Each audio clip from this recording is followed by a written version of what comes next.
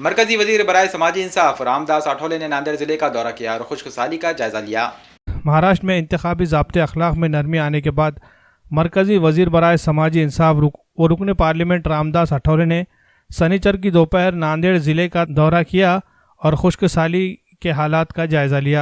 ज़िले में सूखते जा रहे आबी ज़खायर और जानवरों को खाने के लिए हो रही चारे की किल्लत के मसले पर रामदास आठवले ने तशवीश जाहिर की और उस मसले के मुस्तकिल हल के लिए इलाके में सिंचाई के कामों में इजाफा करने का मशवरा दिया। नांदेड़ ज़िले में फ़िलहाल शदीद आबी किल्लत और खुश्क साली के हालात बने हुए हैं।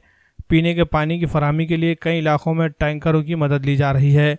इतलात के मुताबिक नांदेड़ ज़िले में 100 से ज़ायद टैंकर 24 घंटे पानी की सप्लाई के काम में लगे हुए हैं, जो एक तशवीश की बात है। मई और जून के महीने में संगीन हालात पैदा होने का अंदेशा जाहिर किया जा रहा है। इस मौके पर रामदास आठवले ने मीडिया नुमाइंदों से बात करते हुए कहा कि महाराष्ट्र में पैदा हुई खुश्कसाली के हालात का जायजा लेने के लिए जगह जगह का दौरा कर रहे हैं, जिसके तहत मराठवाड़े के नांदेड़ और लातूर ज़िले का दौरा करके हालात मुतालिया किया जाएगा।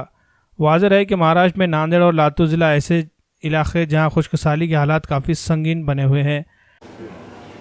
इरिगेशन वाढवण्याचं आपण म्हणत तर मागच्या आज मी इथं नांदेडमध्ये आहे। नांदेडमध्ये आता लोहा तालुक्यामध्ये, लातूरच्या अहमदपूर तालुक्यामध्ये, लातूरमध्ये अशा ठिकाणी दौरा करणार आहे आणि हा जो दुष्काळ आहे या दुष्काळाचा सामना करायचा असेल तर माझं मत असं आहे की आपण इरिगेशन वाढवल्याशिवाय हा दुष्काळ कमी होणार नाही।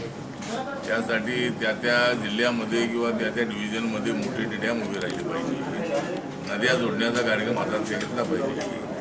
मुंबई आणि कोकण किनारपट्टीवर पडणारा पाऊस अडवून तो पाऊस ते पाणी जे आहे ते समुद्राकडे न जाता ते पाणी इकडे वळवलं पाहिजे। अशा पद्धतीची स्कीम सरकारने करावी आणि या दुष्काळाला कायम स्वरूपामध्ये जर दुष्काळ संपवायचा असेल तर इरिगेशन हे मोठ्या प्रमाणामध्ये वाढवलं पाहिजे आणि त्यासाठी मला असं वाटतं की सरकारच्या वतीने निर्णय घेतला पाहिजे। मी मुख्यमंत्र्यांना या संबंधामध्ये भेटणार आहे आणि इरिगेशन वाढवण्याची जी योजना आहे पुढच्या 5 वर्षामध्ये आमचं सरकार आलं तर या राज्यामध्ये इरिगेशन वाढवून मॅक्झिमम लोकांचा फायदा कसा करायचा शेतकऱ्यांचा